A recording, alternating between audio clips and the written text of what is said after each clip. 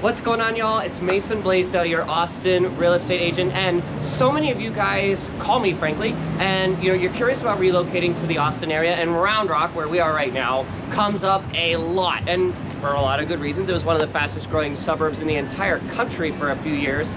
Anyhow, so many of you are asking. I want to make this video kind of compiling and trying to be the ultimate guide, not a ChatGPT guide, talking about the most basic stats, but I want to actually take you here, show you what's going on, because there's a lot of change that's happened in the last year. So if you're looking in 2024 to relocate to Round Rock, this is going to be the ultimate guide for you. We're going to break it down. We're going to show you around everything and a lot of the new public works that are going on that are really making a big difference on what it's like to live here. So without further ado, let's jump right in it, and we're going to start here in downtown Round Rock.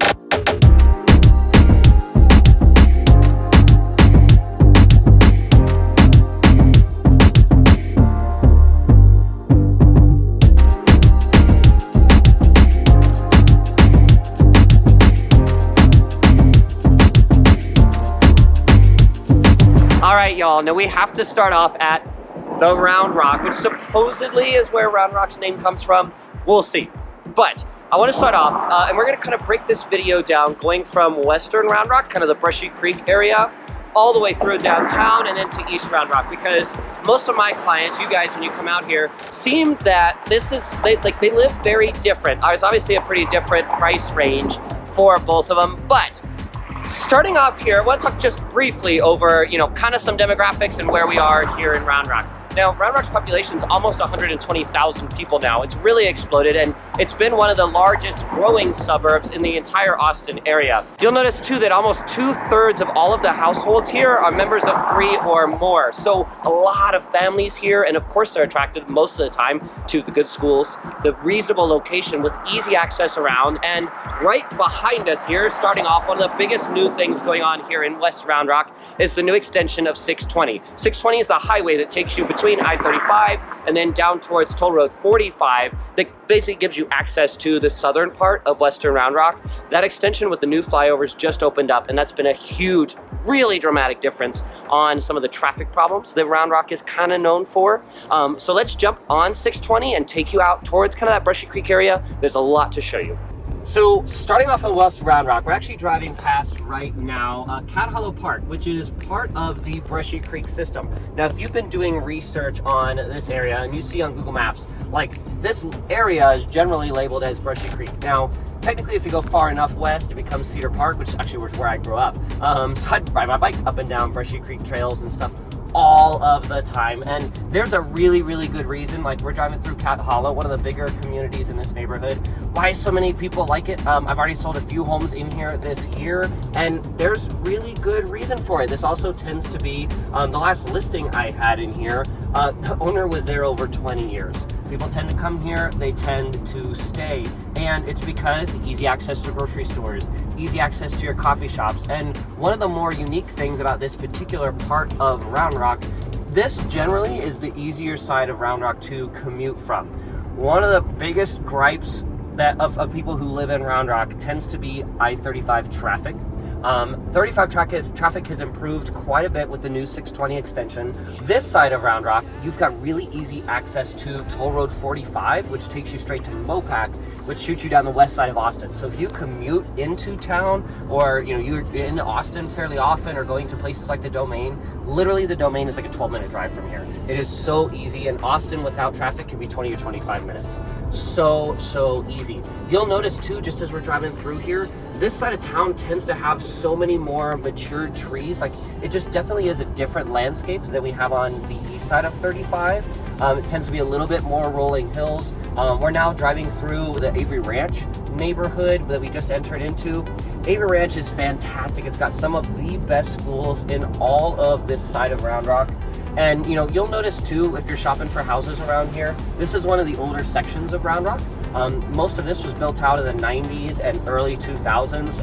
That's when I was growing up here, which at that time, this was the total edge of town. Of course, it's not quite anymore. But we're gonna keep going just a little bit farther here. I wanna show you one of the, by far and away, biggest reasons why my clients like it out here, the Brushy Creek Trail System. Now, we're currently driving into Brushy Creek. So Brushy Creek is just on the other side of that bridge here. And this intersection, they've actually just redone. If you live kind of in this area to where Brushy Creek Road is one that you commute on, you'll know about the traffic problems. This new little flyover bridge has made a huge difference on it. They've also invested a ton into the Brushy Creek Trail system. You can see just over my shoulder. It's fantastic. This runs all the way across into Cedar Park and ends at the Twin Lakes YMCA and goes all the way into basically downtown Round Rock on the other end. I used to ride my bike here as a kid for exercise. I mean, it is so much fun. There's different fishing lakes along the way. There's one, the big lake, Brushy Creek Lake Park, that you can kayak in. You know, as far as outdoor things go, this is awesome.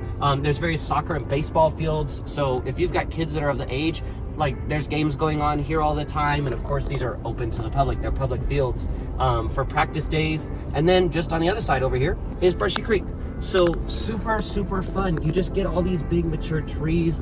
Most people I've ever brought out here love driving down this road. It's just lovely. This side of Round Rock's topography is just really pretty, and definitely different from the east side. You'll see why there's a price premium to be over here. And one of the other biggest draws to the western side of Round Rock is the availability of homes like this. Acreage home sites, a lot of which on this side of the road straight in front of us here, back up to Brushy Creek. This is a neighborhood called Hidden Ridge. It's a small community that was just recently built a few years ago.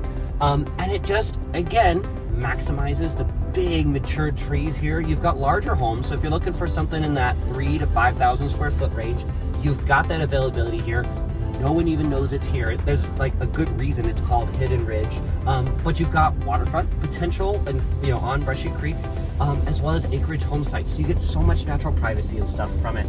That is one of the biggest draws to this part. It's pretty rare to find that around Austin, especially right around that 1 to 2 million price range. There's actually a good bit of homes in this kind of genre available here.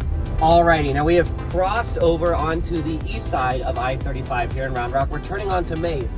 Ironically, our brokerage office is right there. And we're entering into the area that is downtown Round Rock. Now, Round Rock was established in the 1800s, and there are a few buildings still standing that do date back that far. But there's a whole lot of really cool new developments coming here, like the Heritage Park Trail extension that we're going to go to right now and show you here in a second. That are really revitalizing Round Rock. Like we talked about in the western portion of the Round Rock video tour, so much of the draw to Round Rock, to that side of it at least, is the availability of trails, being outdoor. It's a very active place to be. It's very nature oriented, and I know there wasn't as much much development, restaurants and stuff on that side, because there really isn't. Right along 620, you've got all the grocery stores, everything you need, but generally speaking, it's a lot of housing. It's a very quiet suburb, and you've got those matured trees. That really is the draw with the park system and such. The east side of Round Rock, on the other hand, has a little bit more going on. So we're gonna park up now that we're here in downtown Round Rock. I wanna show you the new Heritage Park extension. Now, quick pit stop here for the Heritage Trail. This is, like I mentioned, so cool. Now, they're still building the extension back that way. You can see the baseball fields they're putting in, but places like the Ruby Hotel just down here, also brand new to this area. So cool, and Round Rock really is investing a ton into making this more of a park-friendly thing, connection between western Round Rock and eastern over on this side. You can see brand new sidewalk. They're working on a brand new playground just behind me. Because you have Brushy Creek here, it's such a great way to bring in the nature. So let's jump back in the car. There's a really cool townhome development that's coming right off of the square in downtown. I want to show it to you. Now, we had to make a quick stop by one of the coolest projects, in my opinion at least, that has come to the downtown Round Rock area in a while. These are the Depot townhomes. None of these are even completed yet, but there's a plan to build quite a few of these. And as you can see, the Round Rock Water Tower is right there. We are 1 block away from downtown Round Rock. These are really neat. 3-story townhomes with a balcony. You've got an attached garage, and they start in the $400,000 range for a 2-bedroom, 2,000 square feet or so. Really cool, and a tremendous value. The Austin area in general is moving a little bit more towards denser housing, of course, to try to fight some of the costs. So to be able to come into a project like this at so much lower of a cost and walkable to so many things is really unique for this area. I'm really excited to see this in Round Rock. Now, we're still on Main Street, just maybe 3/4 of a mile away from downtown Round Rock. And just over my shoulder, there's not much to show you, as you can see. They're working on utilities and stuff, but this is a new Pulte development, Monarch on Main. It's also going to be a townhome type development. They haven't announced any pricing yet, but more likely in the $400,000 range. And again, just get you that really cool, like, historic Round Rock location without a crazy price tag attached. I'm really excited to see development projects like this coming here. Now, we're gonna jump out here in a second, but we are just pulling into one of the coolest little hidden gems in all of Round Rock. If you've got kids, absolutely this is a place that you will bring them. This is Play for All Park. This was sponsored by a bunch of local businesses, like H-E-B was one of them, some of the local car dealerships, and it is rad. It is not only huge, it also connects to the Brushy Creek Trail system, so this will get you all the way to the other side of Round Rock, and then keeps going all the way down to neighborhoods like Forest Creek. You've got a little racetrack with scooters on it. They built a little town with a Chick-fil-A through it. I mean, so cool, y'all. For a long time, I didn't even know this was here. This is by far and away one of the coolest spots you could ever have as far as city parks go. Now, we're pulling off, we're right here on 79, which is one of the biggest east-west corridors, highways that you'll use to get through Round Rock. Of course, the Kalahari, we just took a look at. If you've done any research at all on Round Rock, you'll know about the Kalahari Indoor Water Park and Resort. It really is cool. If you haven't, it's not overhyped. It's pretty rad. And of course, Del Diamond is right here. But what I want to show you that is new is some of the work going on in Old Settlers Park. So once we get through this stoplight, there's some really cool things to show you. Now, it's not open right now. They're actually prepping it. School's still in, and it's a Tuesday when we're filming it. But we'll fly the drone over it.